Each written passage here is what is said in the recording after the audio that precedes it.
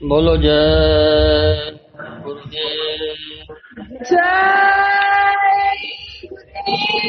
जय गुरुदेव। प्रभु का प्रभु का पावन। जय गुरुदेव। जय गुरुदेव। जय गुरुदेव। प्रेमियों, सत्संगियों,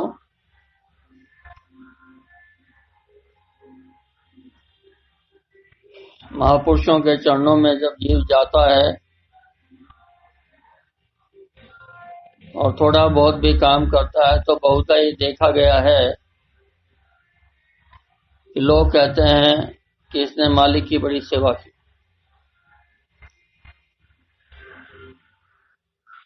जबकि सच्चाई यह है कि हम महापुरुषों की क्या सेवा करेंगे। महापुरुष हमारी सेवा करते हैं। गुरु महाराज हमेशा कहा करते थे कि मैं धोबी का काम करता हूँ, सफाई का काम करता हूँ, मैं तुम लोगों के सब काम करता हूँ, मैं सेवादार हूँ, मैं सेवा करता हूँ। ये आप सोचिए कि महापुरुष हमारे ऊपर जो दया करते हैं उसके बाद भी वो ये कहते हैं कि मैं सेवा कर रहा हूँ। यही सबसे बड़ा संत मत है। यहाँ किसी प्रकार का अहंकार नहीं रखा जाता। जो सर्वे सर्वा है, जो कुल मालिक है, उसके लिए कोई चीज मुश्किल नहीं होती, कोई चीज असंभव नहीं होती, लेकिन फिर भी मालिक कहता है कि मैं सेवादार हूं, मैं छोटी बड़ी सब तरह की सेवा करता हूं। कितनी बड़ी बात है। ये कहना चाहिए कि चलो भाई, इसने बहुत सेवा, संगत में इसने बहुत सेवा की है, मालिक के दरबार में इसने सेवा की है, लेकिन मालिक की सेवा नहीं। गुरु हमारी सेवा करता है, महापुरुष हमारी सेवा करते हैं, महापुरुष हमारे लिए काम करते हैं। हमारे बुरे कर्मों को धोना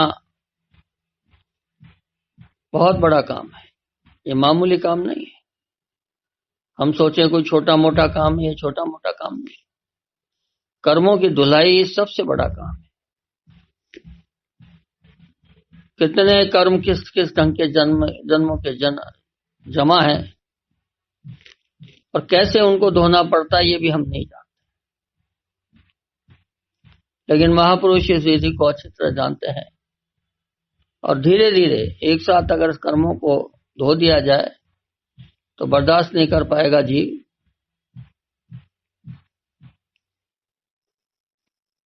एकदम उसकी स्थिति पागल जैसी हो जाए, किसी कीमत पर बर्दाश्त नहीं कर सकता। तो बहुत धीरे धीरे धीरे धीरे जब कर्मों को पहले सफाई होती रहती है, जब देख लेते हैं महापुरुष के यहाँ जरा सा रह गया तो फिर एक झटका देते हैं। तब तक झटका भी नहीं देते, जब जरा सा रहता तो झटका देते हैं, हटा दिया। अब जो थोड़ा सा झटका होता है उसी में हमारी हालत खराब हो जाती है, उसी में हम चीखने चिल्लाने लग जाते हैं कि न जाने क्या हो गया। तो महापुरुषों की दया का तरीका अलग होता है, महापुरुषों का रास्ता अलग होता है। महापुरुषों को समझना बहुत दुर्लभ काम है, लेकिन संसार में अगर हम आए और आने के बाद गुरु हमें मिल गया और उसके बाद भी हम महापुरुषों की दया को न समझ पाए तो ये हमारा बहुत बड़ा दुर्भाग्य है।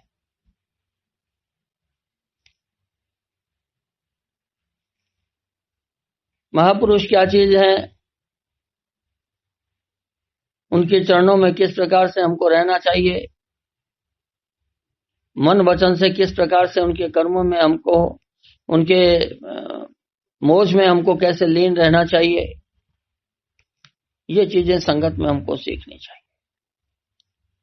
समय है ऐसे ही गुजर जाता है, बचपन गुजर गया, जवानी गुजर जाएगी, बुढ़ापा आएगा, दुख देगा, तकलीफ देगा, समय गया, सब गया।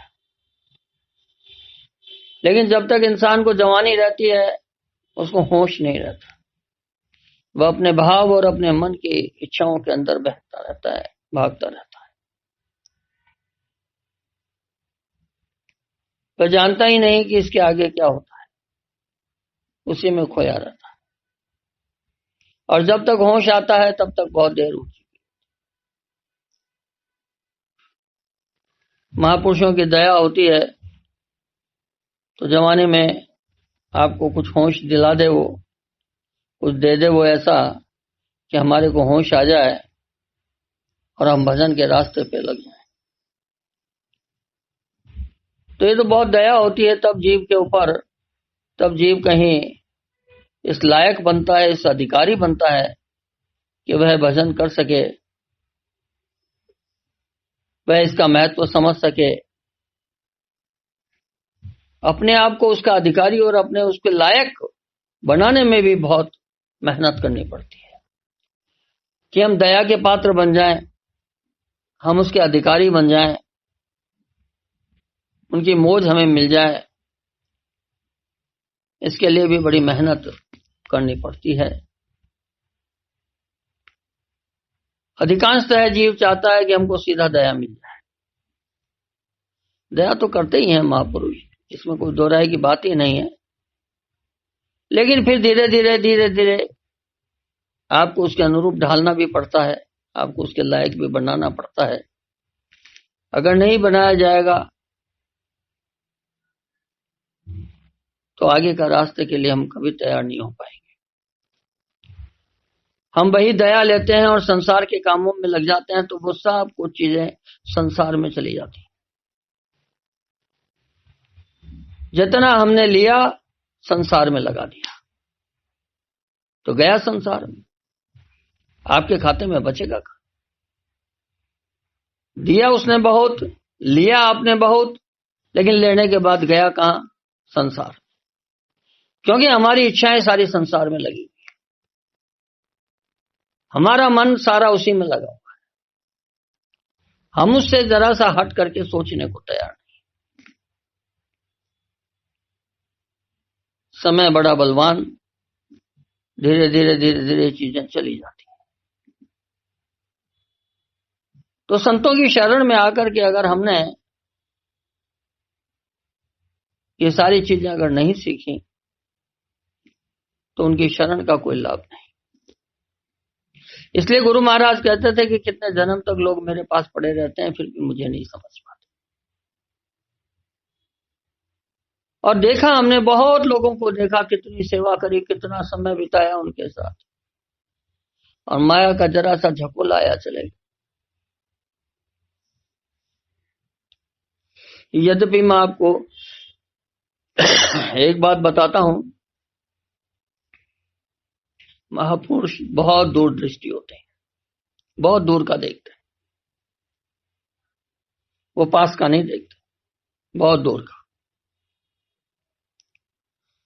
माया का झकोला आएगा ये तो पता ही होता है, ये तो पता ही था, लेकिन जीव को उससे निकालने का रास्ता भी पहले से निर्धारित कर लिया जाता है कि ये यहां से ही समझ। आज की जो परिस्थिति हुई है उसमें सबसे बड़ी समस्या जो पैदा हुई है वो यही हुई कि जीव उलझ तो गया, लेकिन जीव को निकालने का जो रास्ता गुरु ने बनाया वो रास्ता खराब हो गया। अब आप कहेंगे कि वो रास्ता कैसे खराब हो सकता है? क्योंकि जो व्यवस्था ठीक करनी थी, जिस चीज को ठीक करना चाहा था, वो व्यवस्था क्या है? काल, माया और ब्रह्म की व्यवस्था ठीक करनी थी, जो इस संसार को चलाता है, उनकी व्यवस्था सही होना जरूरी है। और जो सारी गड़बड़चोट हुई है, जो सारी गड़बड़ हुई है, वो उसमें हुई है, ये बाहर की चीज नहीं है। और वो उस गड़बड़ में जो समस्या हुई सबसे बड़ी, वो हुई हमारे सत्संगी, जिन्होंने बहुत भजन किया, जिनको साथ देना चाहिए था, उन्होंने साथ गुरु का देने के बजाय काल और माया का साथ दिया। अब आप किसका साथ देते हो, यह आप पर निर्भर करता है।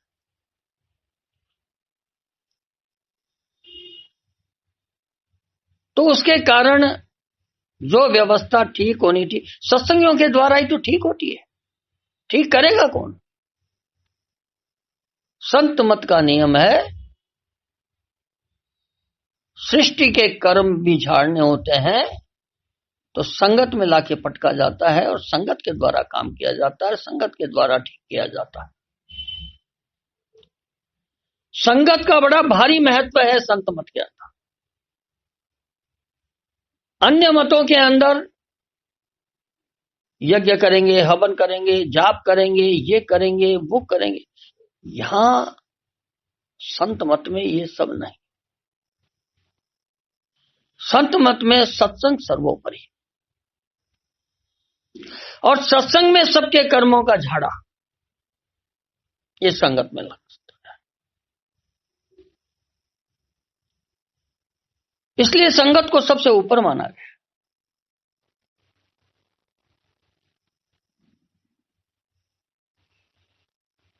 सत्संग का मतलब खाली प्रवचन वो नहीं है।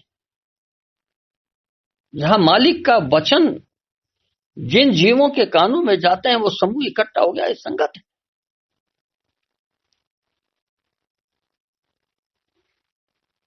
संगत में सबका झाड़ा लगता है, संगत में सब काम किया जाता है।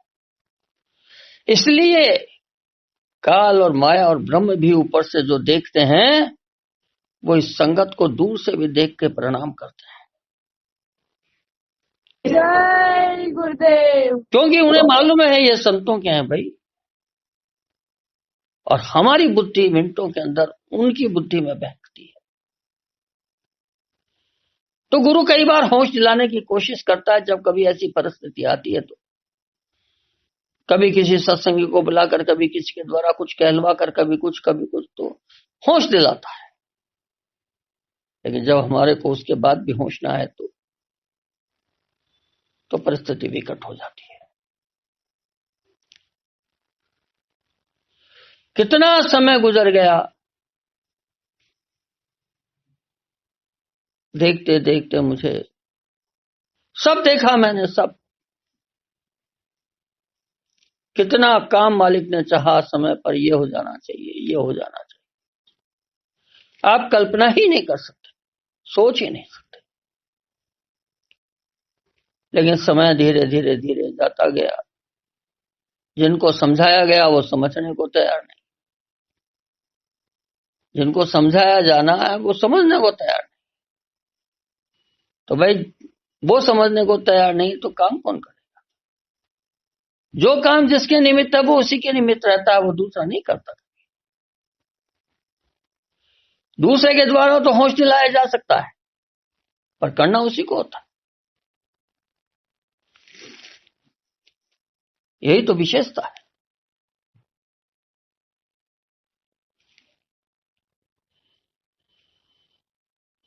तो संगत का बड़ा भारी महत्व और विशेष है। चाहे कलयुग हो, चाहे त्रेता हो, चाहे द्वापर हो, चाहे सत्य,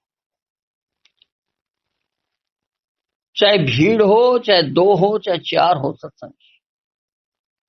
और संत मत में जो 4 सत्संगी भी अगर वहां पर बैठे, संतों के पास संत कोई बैठा है, अप्रगट संत थे पहले, और उनके पास 4, 5, 10 सत्संगी भी बैठे हैं, तो वो जो उनको सुनाते हैं उसी से सारी सृष्टि चलती। इतना बड़ा महत्व है उन सत्संगियों का, आप सोचिए। सारे भूमंडल, सारी सृष्टि की रचना उस पर टिकी होती है। बाकी संसार तो अलग तरीके से चलता है। और धीरे धीरे धीरे धीरे उन सत्संगियों के पास सारा भेद आने लगता है, उन्हें समझ आने लगती है। समय के साथ साथ सब चीजें समझ आने लगती है।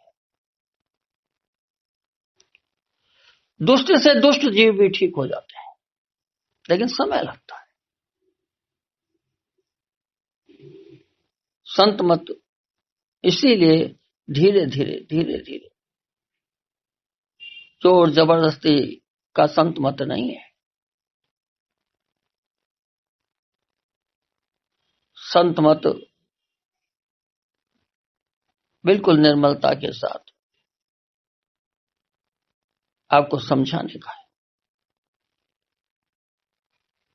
संत मत में कभी जोर जबरदस्ती नहीं की जाती। डांट फटकार जरूर गुरु की पड़ जाती है, वो भी केवल उन पर जो प्रेमी होते हैं, वो अलग चीज है।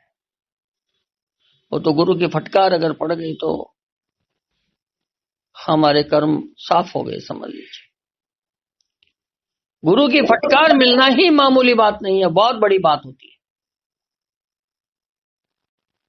जीव का सौभाग्य होता है अगर उसको फटकार मिलती है।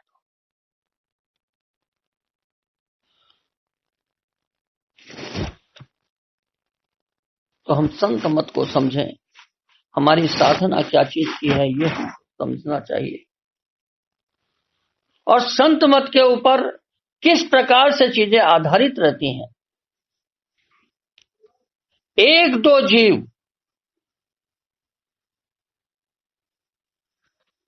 पूरी सृष्टि की रचना को बदल देते हैं। जय गुरुदेव। जो विधान होता है वो बदल जाता है, जो व्यवस्था है वो बदल जाती है अंदर की, क्योंकि वो सीधे जुड़े होते हैं मालिक की मौज से। और जब वो प्रार्थना करते हैं मालिक के पास तो मौज बदल जाती है, मौज बदल जाती है तो न जाने क्या से क्या बदल जाता है। आपने हृदय की कहानी सुनी होगी। संत मत का प्रारंभ हुआ उस समय की बात है। हृदय नाम का एक शिष्य था, संगत की बहुत सेवा करता था। खाने का उसका काम था, भंडारे का खाना, प्रेमियों को खाना खिलाना, समय से सारा काम करता था। सुबह उठता, अब उस जमाने में गैस और ये सारी चीजें थी नहीं, जंगल जाता, लकड़ियां लेकर के आता, काटता, चूल्हा जलाने के लिए लकड़ी चाहिए, समय से सबको खाना भोजन देता,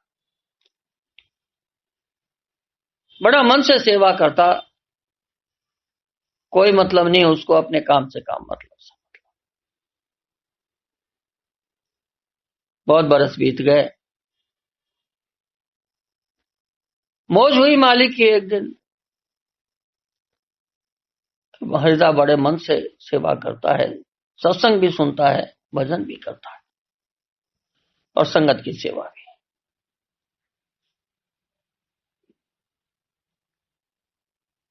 जंगल गया एक दिन लकड़ी काटने के लिए, रात को गई, बारिश हो रही, बहुत लकड़ियां गीली सूखी मिली नहीं कि जाऊंगा कैसे लेके जाऊंगा, खाना नहीं बनेगा, मेरी संगत भूखा रहेगी, बहुत तकलीफ, बहुत विचार कर रहा था।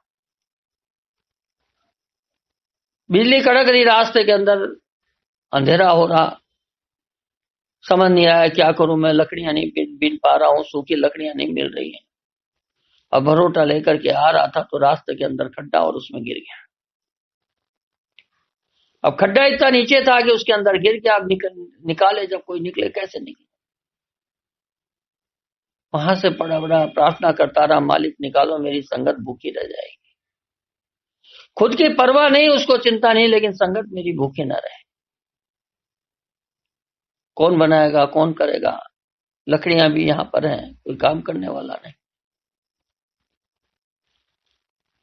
अंधेरा हो गया, हृदय नहीं आया। लोगों ने कहा मालिक से जाकर के, मालिक हृदय नहीं आया। कि कहां गया था? कि महाराज लकड़ी लेने गया था, मालिक वापस नहीं आया। चलो थोड़ी देर और इंतजार करो। और इंतजार किया, मालिक नहीं आया। अच्छा चलो चलते हैं ढूंढने, चलो देखो कहां है। देखिए संत कितनी निर्मलता के साथ कि चलो ढूंढने चलते हैं। जो अंतर्यामी है लेकिन बाहर की लीला वही होती है।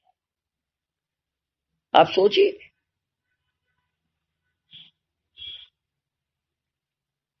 गए रास्ते में खड्डा देखा, हृदय उसमें पड़ा। प्रेमियों ने उसको हाथ पकड़ करके बाहर निकाला, चरणों में गिर गया, रोने लगा। बोले मालिक सूखी लकड़ियां नहीं थी इसलिए लेट हो गया मैं, अंधेरा हो गया, लकड़ियां बीन रहा था, अंधेरे में दिखा नहीं, मैं खड्डे में गिर गया। मैं अपराधी हूं, मेरी गलती की वजह से मैं आज संगत को भोजन समय से नहीं दे पाया, मैं इसके लिए माफी मांग। तब भी यही कह रहा। मालिक बोले, अरे रिजा, थोड़े बड़े सच्चे दिल से, बड़े सच्चे दिल से सारी मेहनत और सेवा की है। तू कुछ मांगना चाहता है मांग। हिरजा ने तब भी कहा, मालिक आप प्रसन्न हैं, आप देना चाहते हैं तो आपसे एक प्रार्थना है। बोले मांग, आज मैं खुश हूं, तू आज परीक्षा में सफल हो गया। क्योंकि बड़ी भारी बिजली कड़क रही थी, बारिश हो रही थी, खड्डे में आधा पानी भर चुका था, बारिश के अंदर वो पड़ा हुआ, फिर भी मालिक को याद करना। बोले आज तो परीक्षा में सफल हो गया, मांग। तो मालिक बस इतना ही मांगता हूं कि हम छोटे जीव है मालिक, हमारी ताकत नहीं है परीक्षा देने की। मुझसे तो जैसे तैसे आपने जो परीक्षा बनवानी थी बनवा ली, ले लिया आपने, पर आगे प्रेमियों से ऐसी परीक्षा मत लेना। जो देना हो अपनी मौत से दे देना, जो जिसके लिए उचित हो वो दे देना, बस इतना ही मांगता। सोचिए कितनी बड़ी बात है। खुद के लिए कुछ नहीं मांगा, फिर भी संगत के लिए ही मांगा, फिर भी सब जीवों के लिए ही मांगा, और मालिक ने मौज फरमा करके हाथ दे दिया। तब से संत मत के अंदर परीक्षा लेना बंद हुआ है। उसके पहले बड़ी कठोर परीक्षा ली जाती थी, आप जानते भी नहीं। अभी आपको वो समय, आपने वो समय देखा नहीं और आपने अनुभव नहीं किया और आपको पता भी नहीं, आपने पढ़ा भी नहीं कभी।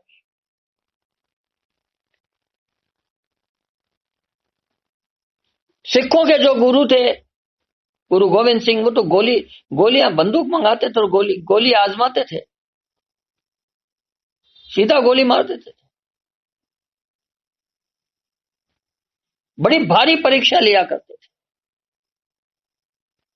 और जब देखते थे कि जीव पक गया, तब उसे अंदर का रास्ता दिया जाता था। इसके पहले अंदर का रास्ता नहीं दिया जाता था। आज हमको कुछ नहीं, सीधा सरल सब कुछ दे दिया, सीधी व्यवस्था दे दी, सीधा रास्ता दे दिया, सीधा काम सौंप दिया, भजन का रास्ता दे दिया, बच्चे भजन करो। अब हल्की फुल्की निरख परख रखी जाती है, छोटी मोटी, क्योंकि कुछ तो रहेगा, ऐसा नहीं हो सकता। निरख परख, वो परीक्षा का विधान खत्म हो गया, वो हम दे नहीं सकते, वो हम समझ नहीं सकते, कर नहीं सकोगे। संत मत खांडे की धार, मजाक नहीं है। आप सोचिए, संत मत आसान है, बहुत सरल, लेकिन खांडे की धार बड़ा मुश्किल है।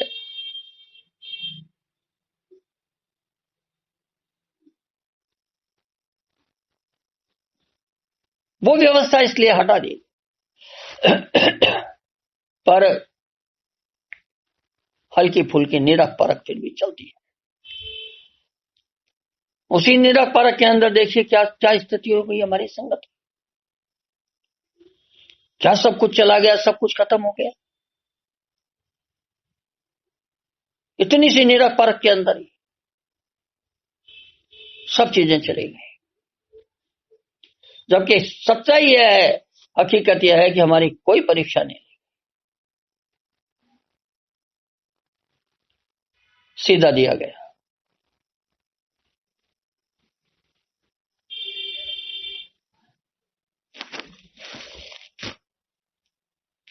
फिर भी हम ऐसी परिस्थितियों में फंसे हैं।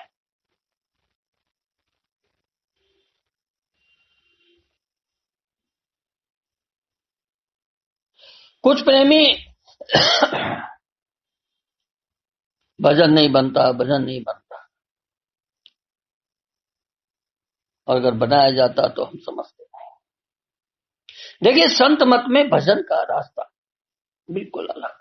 जैसे परीक्षा को हटा दिया गया, ऐसे ही संत मत के अंदर भजन के रास्ते को अलग कर दिया गया। 2 अंगों से भजन होता है, एक मुख्य अंग, एक गौण अंग। मुख्य अंग से भजन नहीं दिया जाता, कोई बिरले होते हैं जिनको दिया जाता है। गौण अंग से भजन दिया जाता है। अब इन दोनों में फर्क है, बड़ा विस्तार है इसमें समझने में, लेकिन गौण अंग से जीवात्मा को नीचे से मुख्य जो होता है, मुख्य अंग, उससे नहीं खींचा जाता,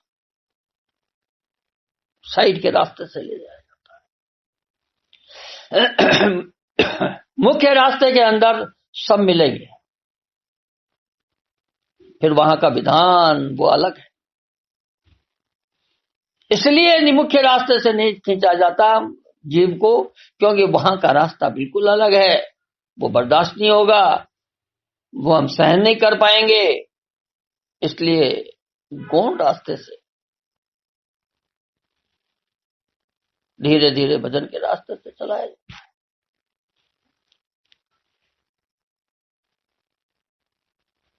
भाई, जंगल का रास्ता है, पगडंडी है, देखो जो रास्ता बना हुआ है, धीरे धीरे आगे चलते आओ चलते आओ। सड़क का मुख्य रास्ता छोड़ दिया तो हम जानते ही नहीं है। अब जंगल का जो रास्ता होता है, इसमें भालू वगैरह ये मिलेंगे,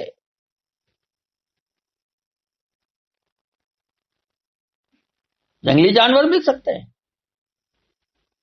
लेकिन वो मालिक की मौज रहती है, दया रहती है।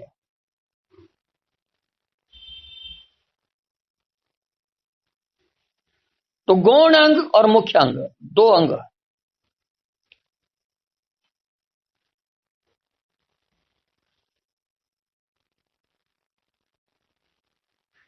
इन दोनों में फर्क है भजन में। पहले भी मैंने कुछ चीजें कई बार समझाई।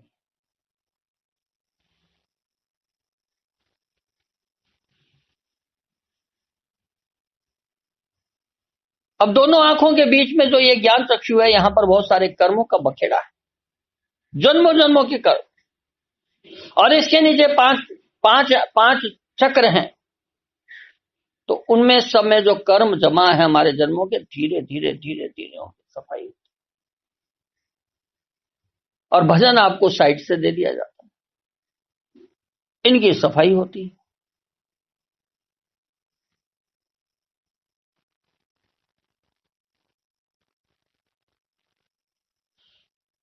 अब जो दोनों आंखों बीच में बहुत बार प्रकाश दिखाई दे जाता है, बहुत बार ऐसा दिखाई दे जाता है, बहुत बार बहुत तेज घंटा और शंख की आवाज ऊपर से सुनाई दे जाती है।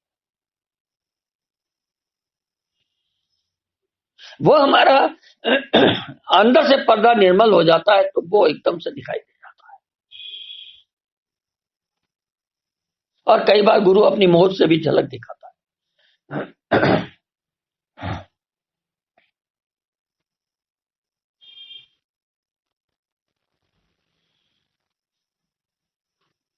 तो ये जो फर्क है, ये फर्क हमको समझना है।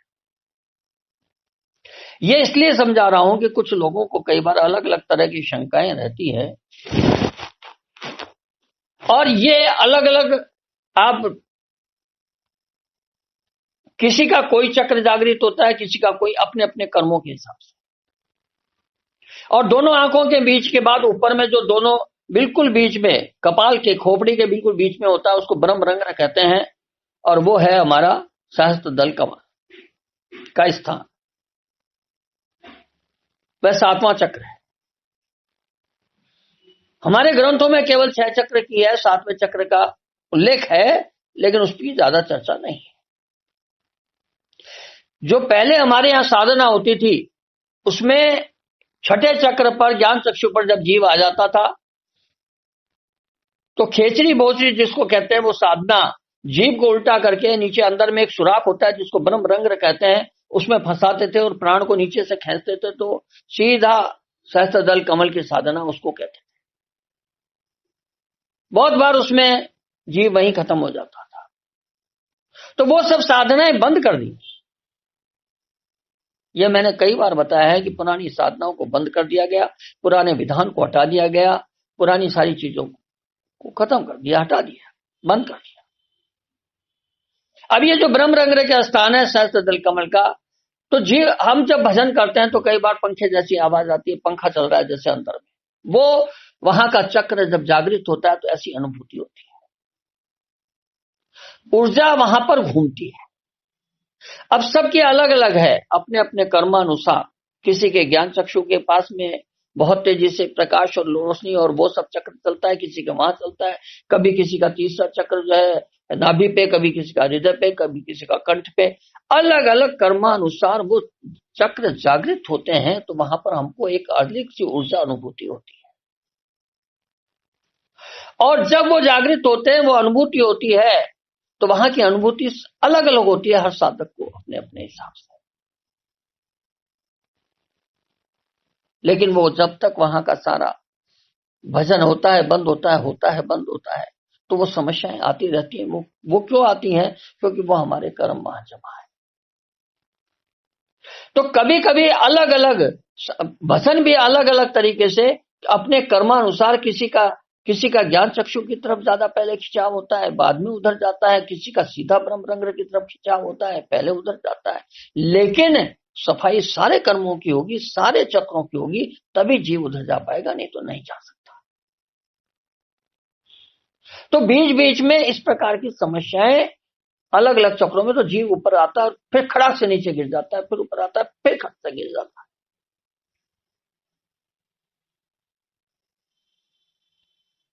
तो यह अनुभूति बहुत बार हमको होती रहती है। हमें अपने रास्ते पर बैठ के चलते रहना है, दिया हुआ भजन करते रहना है। ये लंबा रास्ता है, बड़ी व्यवस्था है। तो इस बारे में इतना ही भेद हमको दिया गया। अब ये विस्तार का यहाँ का समय नहीं है कि मैं यहाँ बैठ के सारी चीजें समझाऊं, पर जो मुख्य बातें हैं वो यही है। और इसीलिए ये ब्रह्म रंग में जाए, चाहे जीवात्मा ऊपर में जाए, चाहे इधर आए, गौण रस्ते हमारी साधना कराई जाती है। मुख्य द्वार को कम रखा जाता है। कभी कभी जीव को बीच बीच में खिंचाव होता है, तो मुख्य द्वार पर भी उसके चक्कर लगती है, खिंचाव होता है, तब वहां पर अलग तरह की अनुभूतियां उसको होती है। तो जो भी समस्याएं हमारी आती हैं, उन समस्याओं में हमको ज्यादा पढ़ना नहीं है, क्योंकि अंदर में गुरु और साथ मौजूद रहते हैं, और आपको धीरे धीरे धीरे धीरे जो व्यवस्था है आपको समझाई जाती है, बताई जाती है। करना आपको, धीरे धीरे आप करेंगे। कर्मों का आपका जो बखेड़ा है वो धीरे धीरे साफ होता है। जब तक वो सब साफ नहीं होता तब तक कुछ नहीं होता। और संसार में निरख परख आपकी संगत हो, संसार हो, चलती रहेगी, और उसी के आधार पर अंदर के फैसले लिए जाते हैं। आपका दरवाजा 1 सेकंड में खुल जाए और 1 सेकंड में बंद कर दिया जाए। ये खेल है निराला, ये निराला खेल है।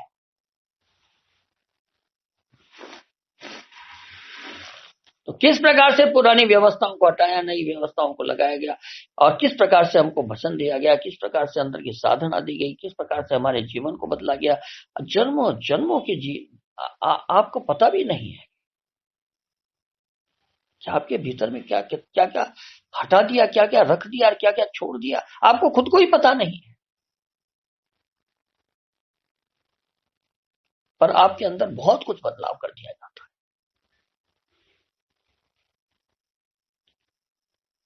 साध हो, मालिक हो, उनके स्पर्श, उनके सुख, उनकी वाणी, मोज, दया, भजन,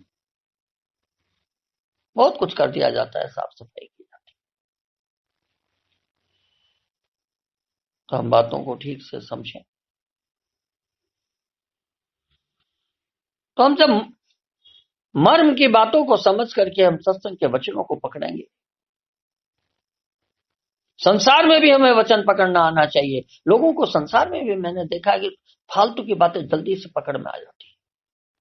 अगर सत्संग में समझाया जाए, कुछ कहा जाए, तो उसमें से भी वो पता नहीं क्या चीज जो समझाया जाना होता है वो नहीं समझते, कुछ और समझते।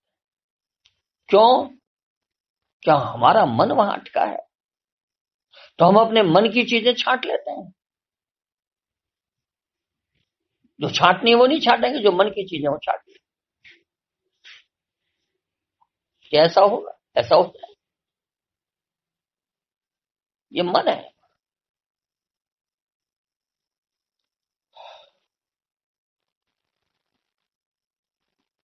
तो सत्संग वचनों को सत्संग वचनों की तरह जब हम समझेंगे तो हमारे जीवन में बहुत बड़ा परिवर्तन, बहुत बड़ा फेर आएगा। जय गुरुदेव। अगर उन वचनों की तरह हमने उसको नहीं लिया तो फिर वो असर नहीं करता। बड़ी पावर, बड़ी शक्ति होती है सत्संग के शब्दों में, लेकिन वो असर तभी करेंगे जब उन्हें उस रूप में वचन समझेंगे। वरना तो आए और गए, वो असर नहीं करेंगे आप पे। फिर आप कहते हो साहब सत्संग फलाना, बहुत सत्संग सुनना लेकिन कुछ नहीं, तो कुछ कैसे होगा? कुछ होगा कैसे? क्योंकि वचनों को हमने उस रूप में नहीं लिया। बस इतना सा ही, तो छोटी मोटी तो ये निरख परख रखी गई, जोड़ लगाए ही नहीं गए।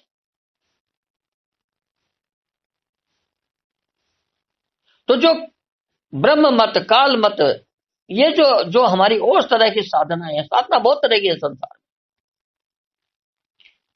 उसमें और हमारे रास्ते में क्या फर्क है ये समझ में आना चाहिए।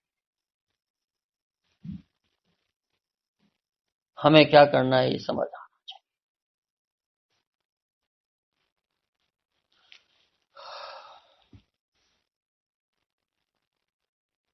कितनी तरह की साधना, क्या क्या होता है, बड़ा विस्तार है, कोई सीमा नहीं है। मैं तो बहुत बार केवल ये चाहता था कि एक बार मालिक की इजाजत है, क्योंकि कुछ चीजें थी संगत में जो करनी थी हमको, वो फैसले हमारे खाते में थे, दूसरे के नहीं थे। पर उसमें जो अड़चन रख रखी थी वो वचन कि ये होगा तो बात होगी। अगर वो हो तो फिर इजाजत मिले तो हम बताएं। तो यहां भी बहुत कुछ बदला जाता संगत के अंदर, हम जानते ही नहीं। अभी जैसे अंदर की रचना में बहुत कुछ बदलाव किया गया, यहां भी बहुत कुछ बदलाव करना था, वो रह गया। यही कारण है कि भटकाव है, यही कारण है कि लोग इधर उधर भटक, सत्य को हम न पकड़ पाए, न समझ पाए, न कुछ बात हुई, धोखे में बह करें हम।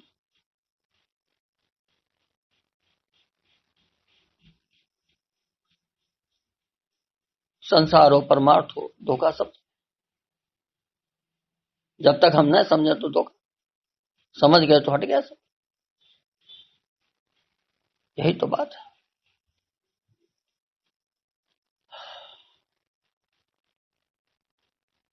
न हम भाग्य का मतलब समझते हैं, न परमार्थ का, न संसार।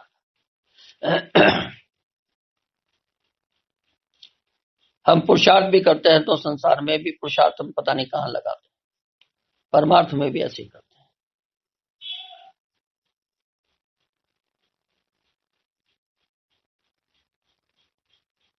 तो महापुरुषों के वचनों को पूरी गहराई के साथ सुनना, समझना और फिर उनकी अनुपालना करना, तब जीवन बदलेगा। जय गुरुदेव। तब हमें उनकी महत्ता, उनके भजन की महत्ता का पता लगेगा।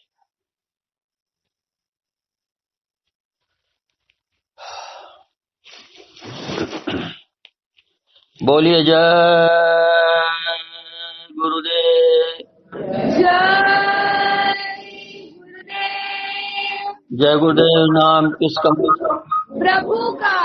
प्रभु का पावन नाम। जय गुरुदेव। जय गुरुदेव।